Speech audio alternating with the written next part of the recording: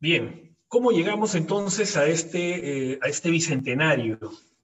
Empecemos primero por revisar la trayectoria, ¿no?, que hemos tenido en estos 200 años, gracias al gran trabajo del finado profesor eh, de Bruno Seminario, quien se encargó de confeccionar la serie a largo plazo desde la época de independencia de nuestras variables macro. Es un trabajo muy importante justo para este bicentenario, que hace algunos meses lamentablemente nos dejó, pero su legado nos permite visualizar estos grandes ciclos de que ha atravesado la economía peruana, ¿no? Y siempre es bueno ver en retrospectiva, ¿no? Para justamente a partir de la historia no cometer los mismos errores, ¿no?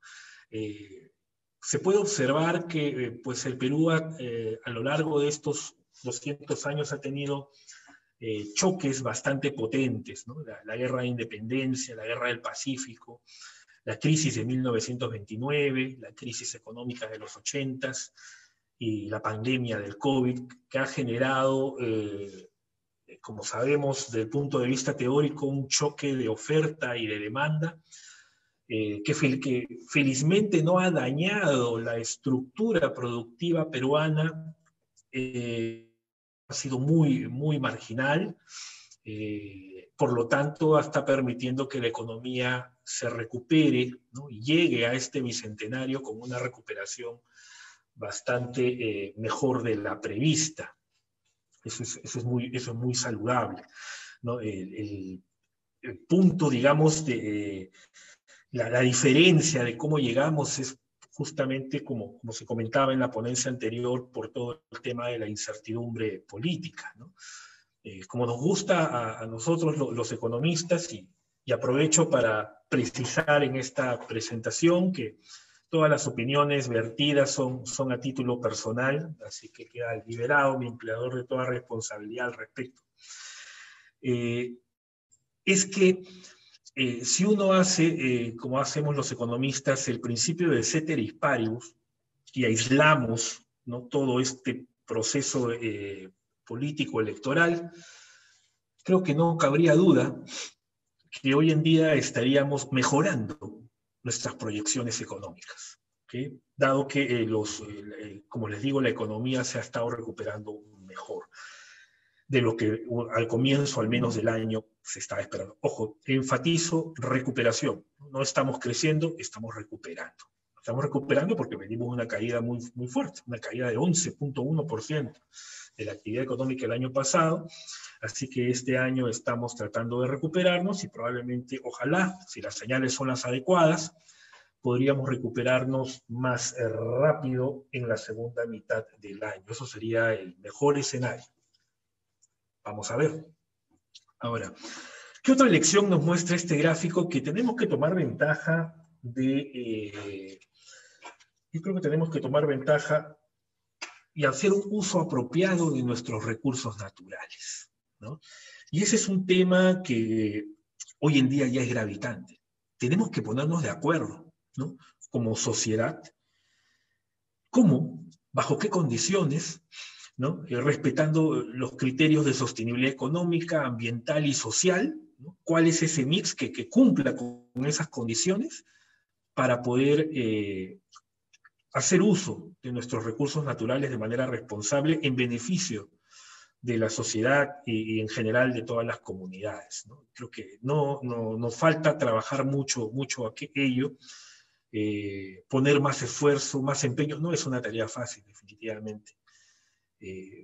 Y es algo que ya no debería esperar más, ¿no? A lo largo de nuestra historia vemos que hemos tenido varios boom de materias primas, el boom del azúcar, el boom del guano, el algodón, el caucho, y es muy poco en realidad lo que hemos podido aprovecharlo en transformar nuestro aparato productivo, ¿no? Se hablaba mucho de la diversificación productiva, o sea, ese tipo de iniciativas, de pensar en competitividad, en productividad, es la agenda que lamentablemente hemos perdido. Creo que se dejó de hablar, de estar en los headlines, ¿no? En los titulares de los medios. En la década pasada sí era muy común hablar de productividad y competitividad, pero en los últimos 10 años es muy poco lo que se ha hablado y se ha avanzado al respecto. Creo que es una de las tareas claves que los hacedores, ¿no?, de política económica deberían retomar y repotenciar, porque ahí está la solución, efectivamente. Efectivamente la solución va por ese lado. Entonces, estos temas los vamos a volver a retomar al final de la presentación, así que hagamos un pincelazo rápido de cómo llegamos a estos 200 años de independencia. Y acá quiero remarcar algo que lo van a ver notar de manera transversal en toda esta presentación. Y creo que es el mensaje que tiene que quedar súper claro, ¿no?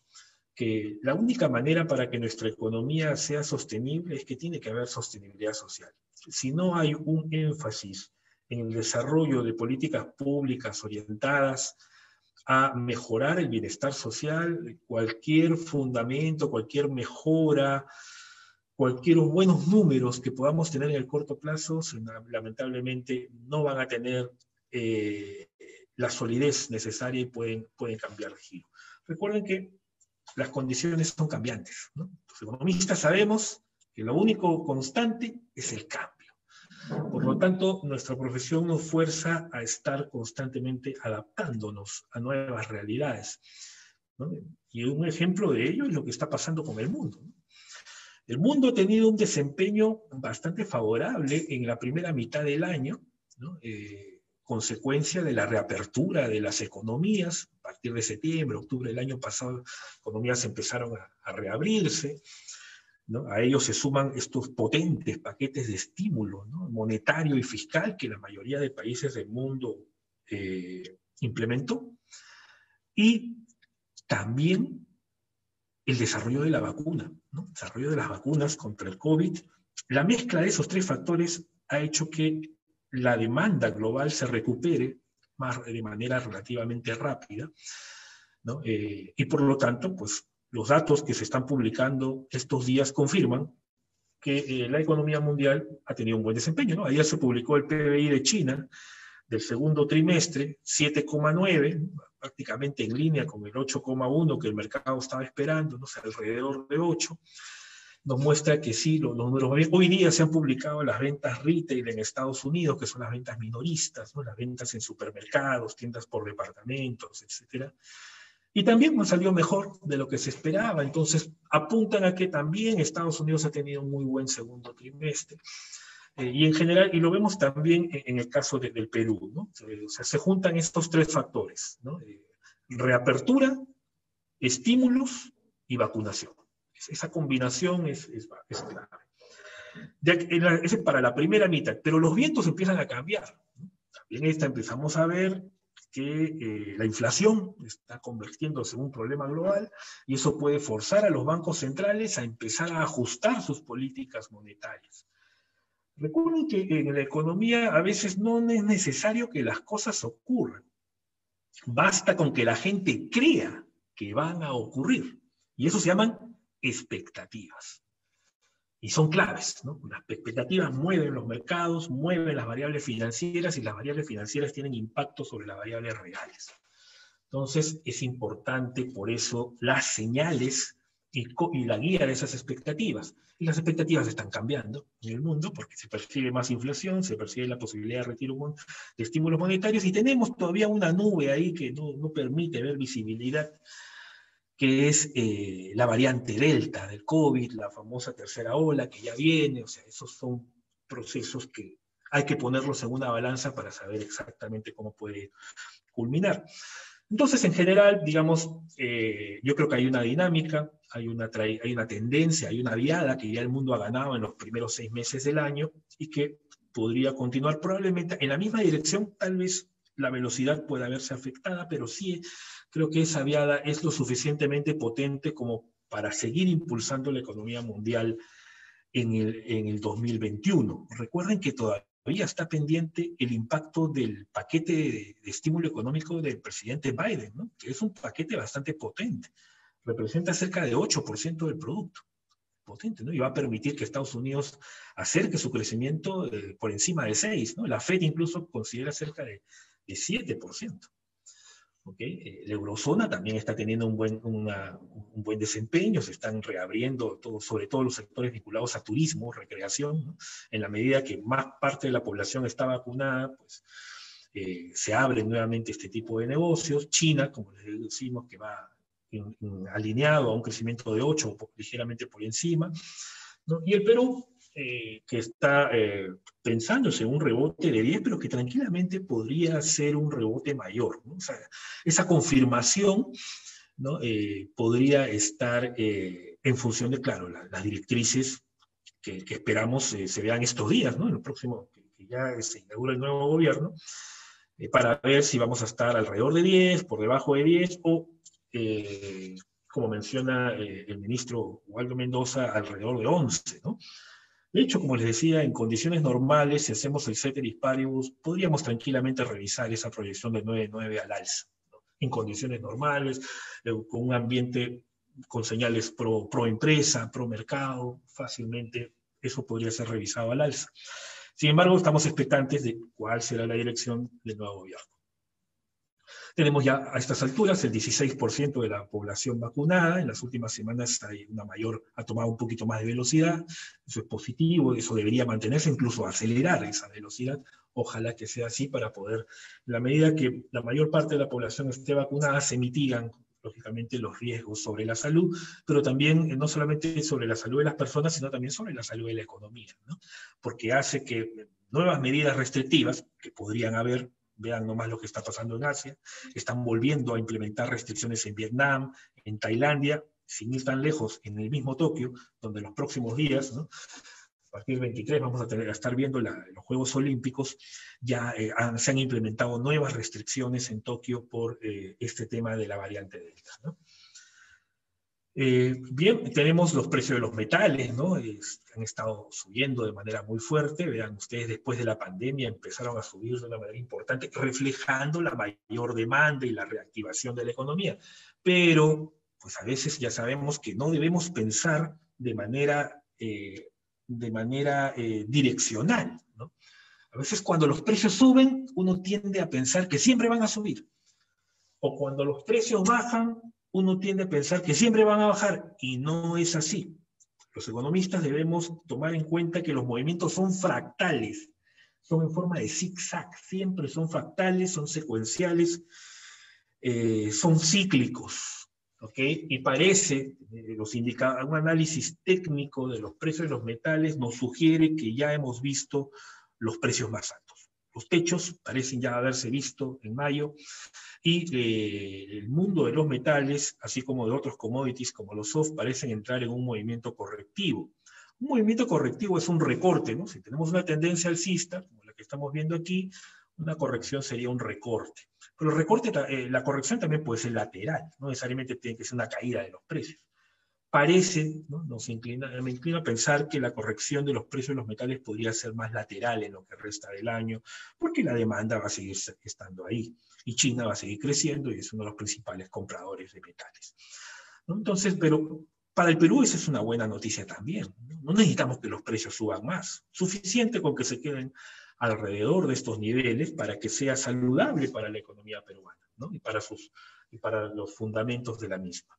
Tenemos superávit comercial ya a estas alturas, en los últimos 12 meses, por encima de los 11.000 millones de dólares, ¿no? Es curioso, ¿no? Pues, tenemos superávit comercial, es decir, más son los dólares que entran que los que salen en el comercio con el resto del mundo, y sin embargo el tipo de cambio está subiendo, ¿no? Y por el fundamento debería decirnos que el tipo de cambio debería estar bajando, no subiendo, debería estar bajando. Pero hay una distorsión en el corto plazo ahí. Seguimos. Aquí algunos indicadores también de recuperación económica. Tenemos los indicadores de más alta frecuencia, como son estos de movilidad comunitaria, que ya nos estamos acercando a los niveles pre-pandemia, ¿no? Sobre todo el caso de supermercados y farmacias ya están prácticamente en nivel pre-pandemia. Los otros indicadores están algo rezagados, pero mantienen esa dirección, lo cual es positivo, ¿no? Una de las variables que mejor correlaciona con la actividad económica global es el PBI electricidad, que que tiene el R cuadrado más alto.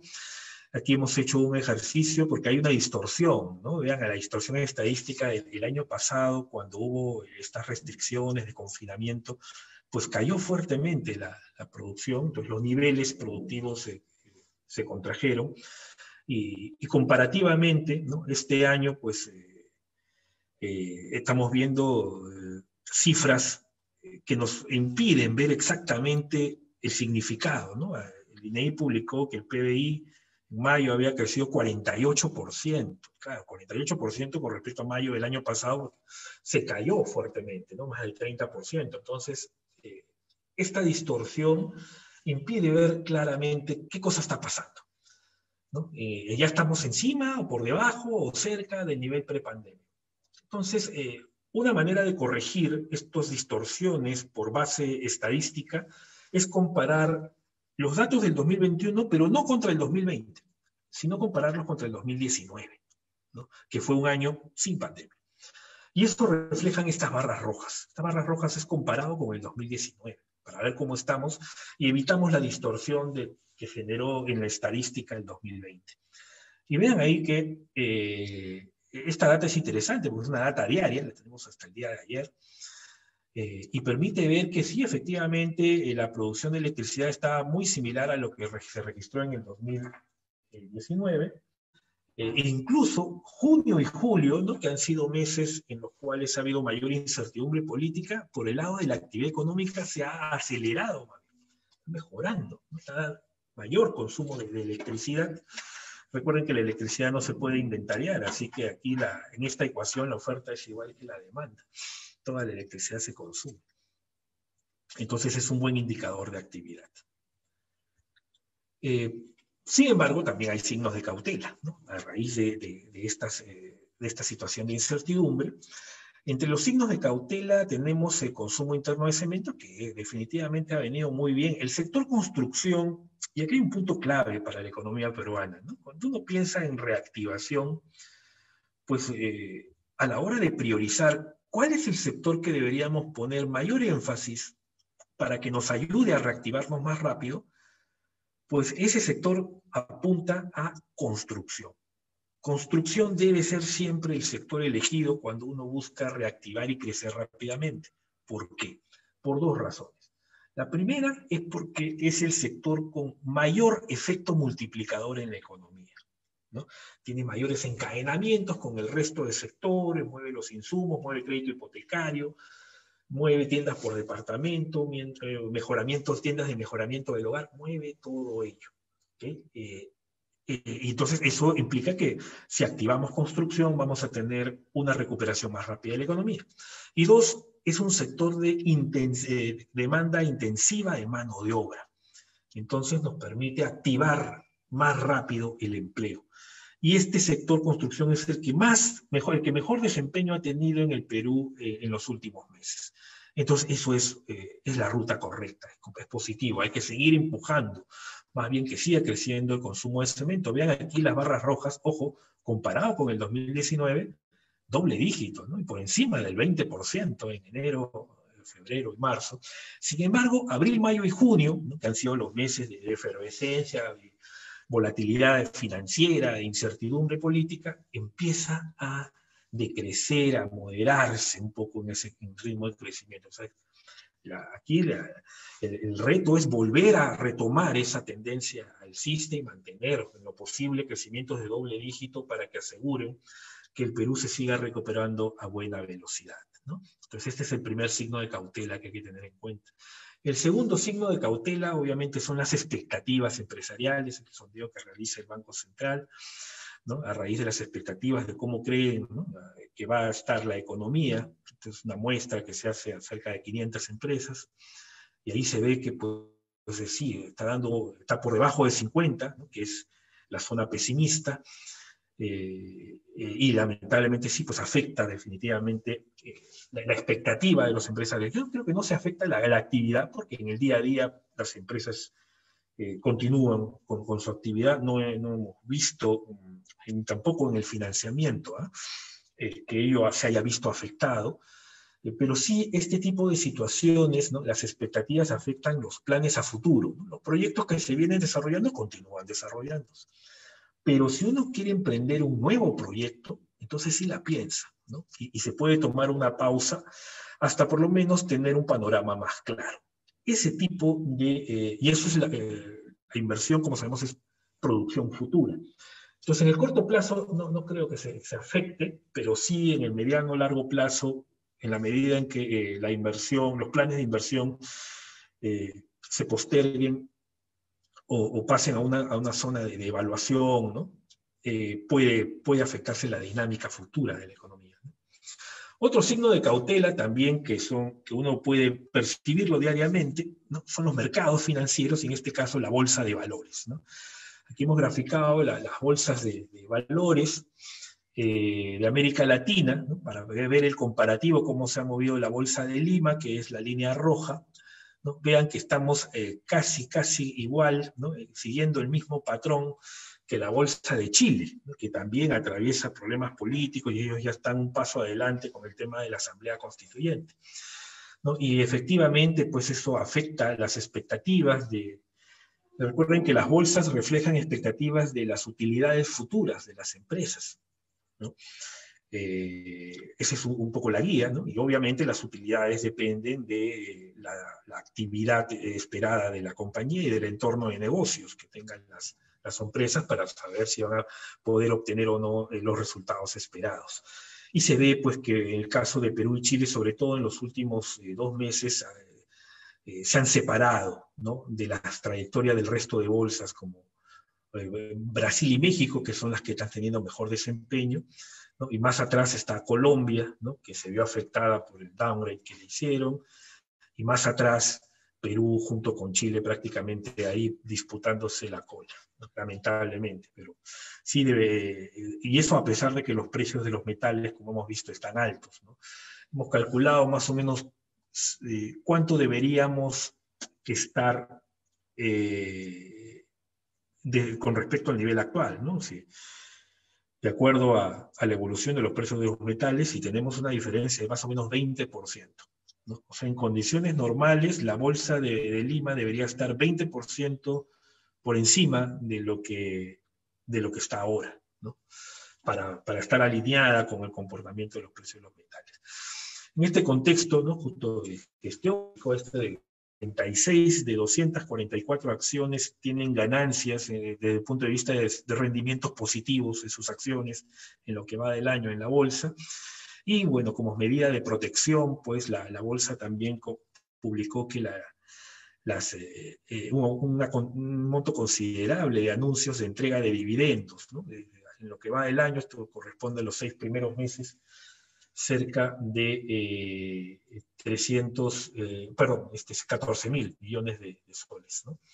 Esto es básicamente una respuesta a una situación de incertidumbre. Las empresas toman ciertas medidas de protección, y bueno, en este caso adelantan pagos de dividendos.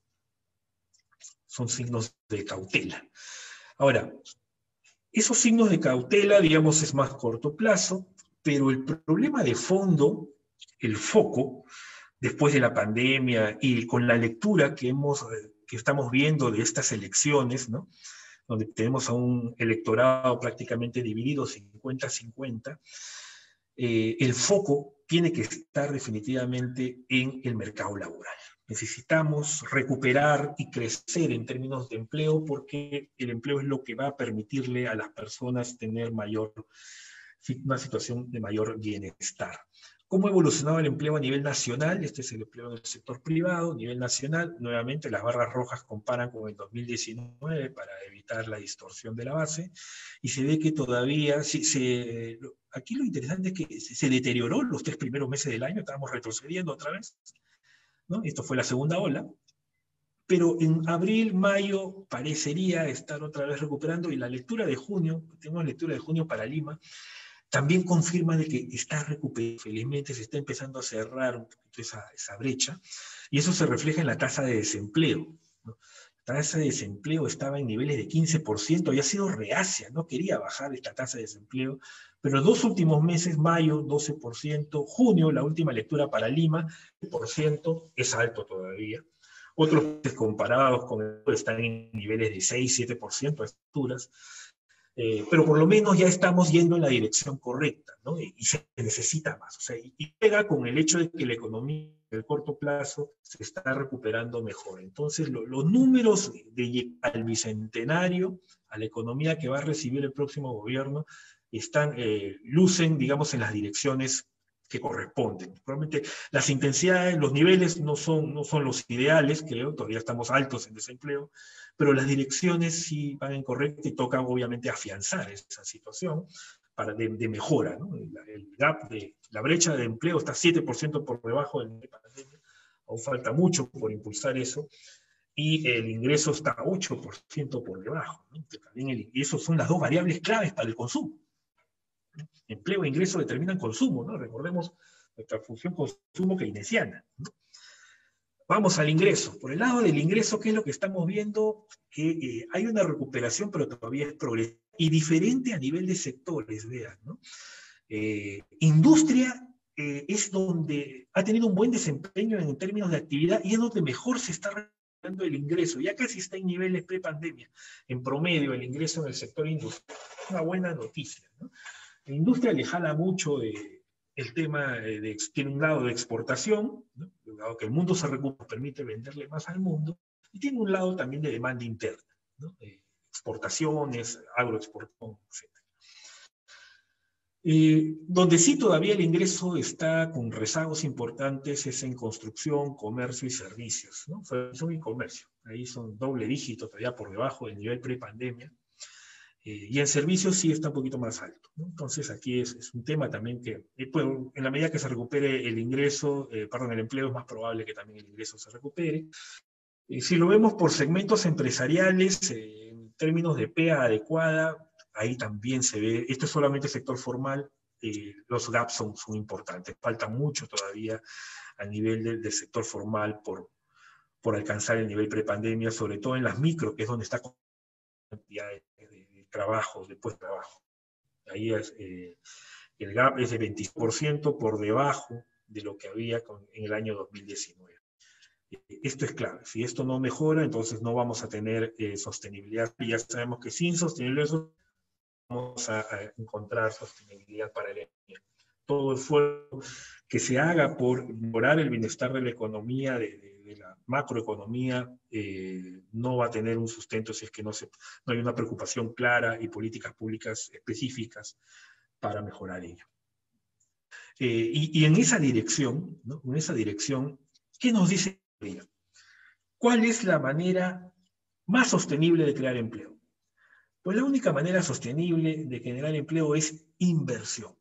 Necesitamos inversión, dar señales para la inversión, tanto como privada. Por el lado público, gracias al desempeño del ministro Waldo Mendoza, uno de los, creo yo, grandes méritos es haber encontrado esa dinámica, echar a andar esa rueda de la inversión pública, ¿no? Vean las barras rojas, los números han estado mejor de lo que se pensaban a comienzos de año, ¿no? Y acá hablamos de doble dígito y no ni siquiera de 20%, del 40% por encima del 2019. Esto es muy bueno. Algunos baches han habido recientemente, pero en general creo que se ha ganado un track record importante y un punto de quiebre aquí ha sido los cambios que se hicieron en reconstrucción con cambios, justamente, ¿no? Las modificaciones han permitido esto de entregar ciertas obras a que sean ejecutadas vía licitaciones por otros gobiernos o agencias de otros gobiernos, le está dando más dinamismo a la obra pública. Definitivamente se ha acelerado, el gráfico de la derecha es evidente como muestra esa aceleración en los flujos de gasto de inversión pública a raíz de las modificaciones que hubieron en reconstrucción con cambios.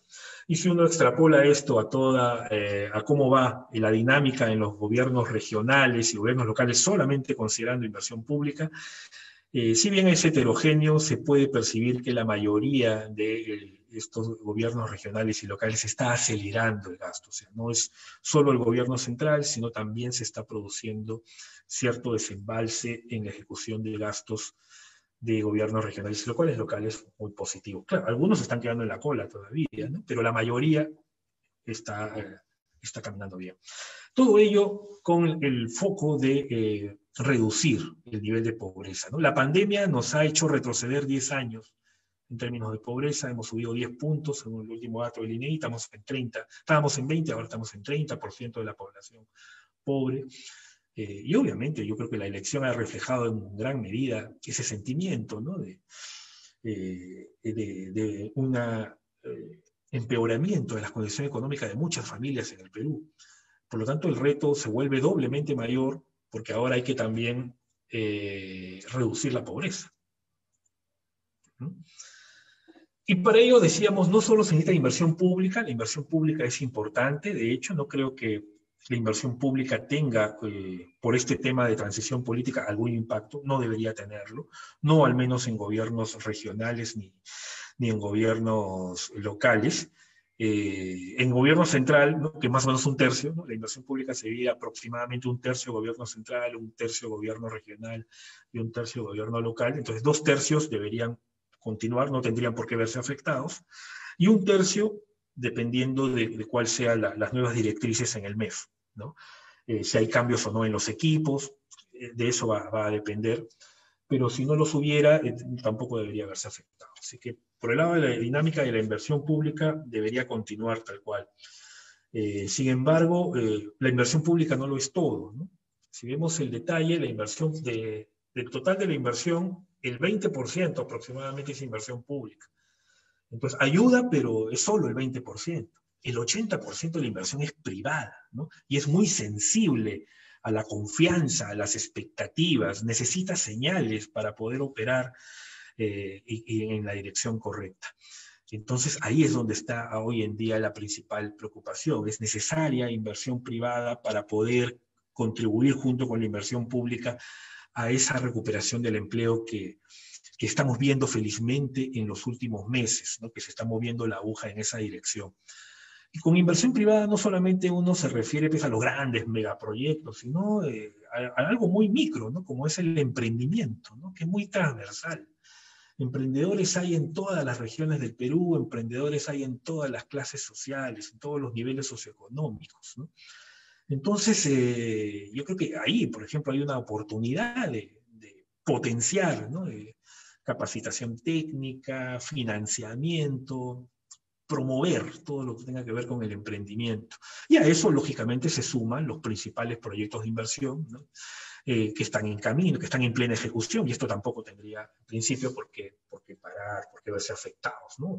Sí es cierto que muchos están concentrados en minería, querramos o no, somos un país minero y debemos tomar conciencia de ello, pero no son los únicos sectores, ¿no? Tenemos hidrocarburos, electricidad, industria e infraestructura, que está muy vinculado con construcción. Y ahí es donde también hay que apuntalar con proyectos importantes, no solamente las líneas de metro, los terminales portuarios, ¿no? Aeropuertos en las regiones, sino también el puerto de Chancay, ¿no?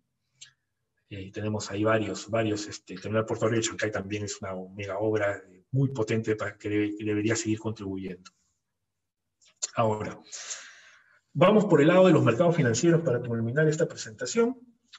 Los mercados se adelantan, esa es una de las grandes lecciones que siempre tenemos. Los mercados no esperan que pasen las cosas, los mercados siempre se adelantan, y ya nos han adelantado el downgrade, ¿no? Ya tu expositor Alonso Segura mencionaba que ya Colombia ha sido muy golpeada por la reducción de la clasificación de riesgo. Bueno, y a nosotros ya el mercado nos ha puesto muy similar a niveles de México, que es un peldaño por debajo de Perú, ¿no? Ya antes estábamos pegados con Chile, ahora nos estamos pegando a México, ¿no? Que es un grado por debajo. Entonces ya el mercado prácticamente nos ha descontado un downgrade, falta que las clasificadoras lo anuncien, pero una vez que lo anuncien ya no debería tener impacto en el mercado porque el mercado ya se adelantó. El tipo de cambio, ¿no? Es, justo veíamos una de las variables más el termómetro de la economía, ¿no? Lo que siempre uno ve. Y es curioso, aquí podemos hacer un par de comentarios, ¿no? Uno de ellos es que En los últimos años el Banco Central ha implementado una estrategia por desdolarizar, ¿no? Y efectivamente se ha ido desdolarizando el crédito, ¿no? El crédito se encontraba en el año 2013 más o menos en niveles cercanos al 50% de los créditos estaban dolarizados, y eso se ha ido bajando, bajando, bajando, y estamos cerca de 20% de dolarización el año pasado, ¿no? Es un gran avance bajar de 50 a 20. Podríamos haber seguido bajando más, definitivamente. Sin embargo, a pesar de que ya es poca la gente que tiene créditos en dólares, y también es relativamente baja la proporción de la población que tiene depósitos en dólares, se supone pues que ya los movimientos de tipo de cambio no deberían ser tan preocupantes, ¿no? Pero sí, sin embargo, sí son, la gente se vuelve sensible, ¿no? Tiene una alta sensibilidad a las variaciones del tipo de cambio, por más que no tenga créditos en dólares, por más que no tenga depósitos en dólares, ¿no? Y eso sucede pues porque el tipo de cambio tiene, es como decimos, un termómetro que afecta a los costos. Uno ve que afecta el costo de los bienes, de los servicios, el costo de los insumos de las empresas. Es muy transversal, ¿no? Somos una economía integrada al mundo, y a pesar de que mucha gente no tiene una exposición directa, se preocupa, piensa, ¿no? Está atenta a lo que pasa con el tipo de cambio. Así que esa es, ¿no? En los clásicos modelos que uno trabaja en la universidad, los modelos ISLM, BP, a veces en los ejes tienes tasas de interés y nivel de producción, y en el caso del Perú, pues uno tiene que trabajar con tipo de cambio y nivel de producción. El tipo de cambio ahí es una variable que tiene un impacto, ¿no? Los agentes económicos son más sensibles a las variaciones del tipo de cambio que a las variaciones de las tasas de interés.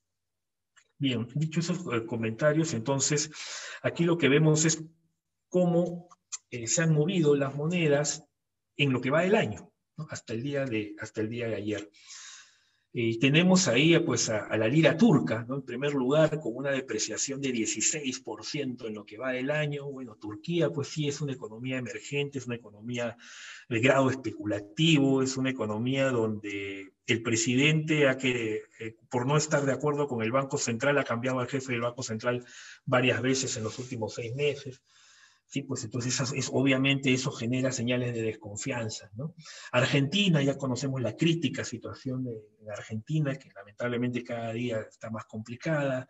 Ahí hay un esquema de mini devaluaciones, ¿no? Con diversos controles cambiarios. Creo que ya a estas alturas hay más de 12 tipos de cambios diferentes. Estamos en 14% de depreciación. Luego sigue el peso colombiano, ¿no? Que está reflejando el downgrade que vieron, más los problemas políticos que también está inmerso. El baht tailandés se ha estado depreciando últimamente. Esto ha sido lo más reciente. No estaba hasta hace unas semanas el baht tailandés ahí, y eso tiene que ver directamente con el impacto. Es una de las economías que más impacto tiene de la variante Delta. Han tenido que implementar nuevas restricciones, y las autoridades están reduciendo sus proyecciones para este año. Y luego sigue Perú. Estamos en quinto lugar con todo el tema político. Estamos en quinto lugar con una depreciación de 10%. Vean que también hay otras monedas que en lo que va del año se están apreciando, ¿no? El real brasileño ha tenido un desempeño mucho mejor de lo esperado, ¿no? La economía va bien, la bolsa está subiendo, están entrando los capitales, eso a pesar de que no han tenido un control total del COVID. China, es decir, el yuan está sólido, con una apreciación de -1, va bien económicamente. El CAT, que es el dólar canadiense, ¿no? Una economía parecida a la minera, desde el punto de vista de ser un productor de materias primas, minería principalmente, es un país minero. Y bueno, ahí sí se está reflejando los precios de los metales.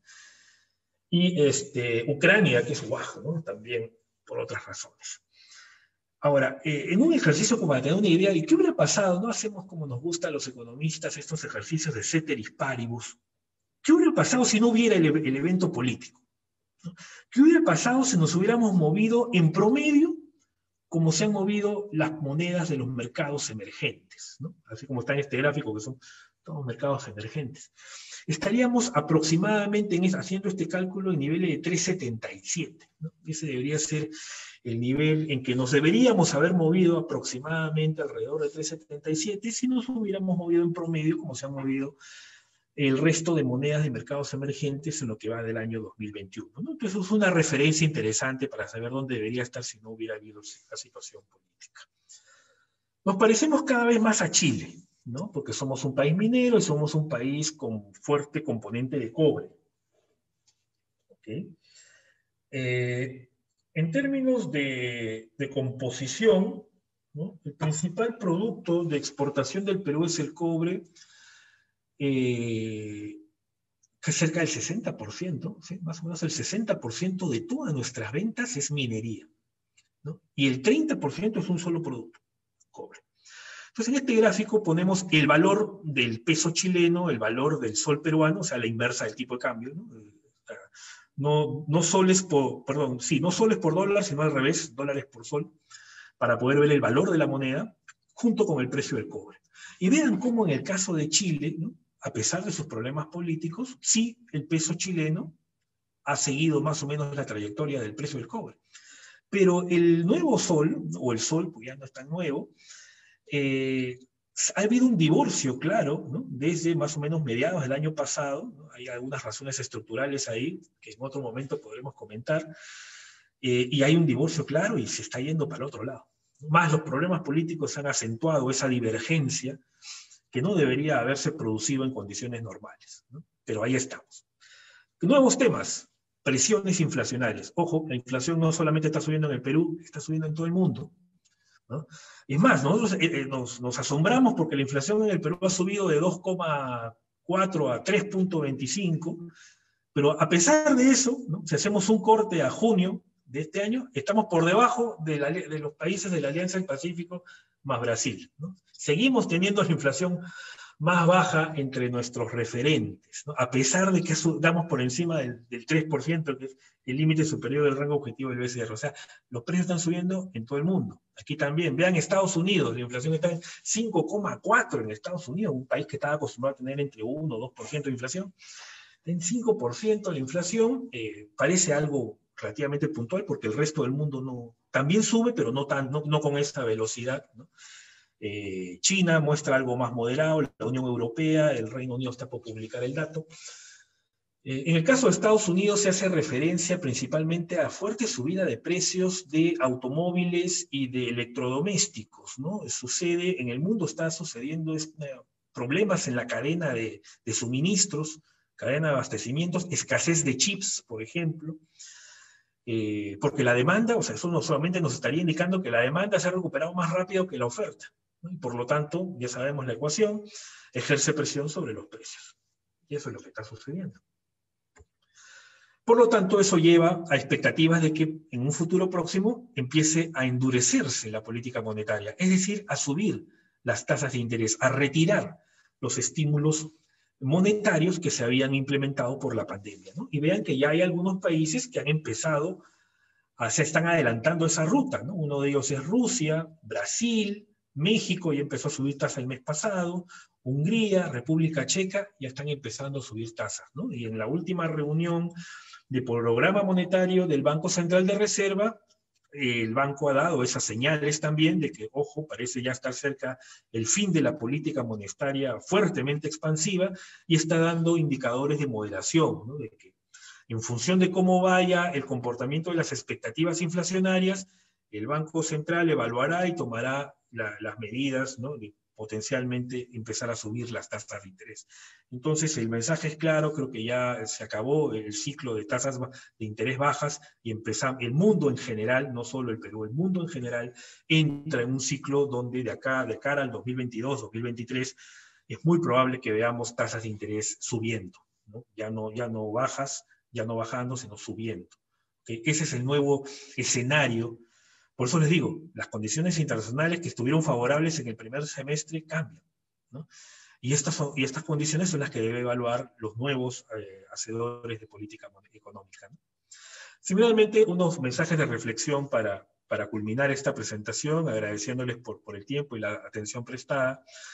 La necesidad de emprender reformas, ¿no? En los 90s Se iniciaron un conjunto de reformas que se conocieron como que de primera generación, que son las que han permitido que el Perú tenga esta estabilidad macroeconómica en los últimos 30 años, ¿no? Apertura comercial, apertura del mercado de capitales, regulación financiera, reforma fiscal, pero hay muchos otros que se quedaron a medio camino, que no se culminaron, ¿no?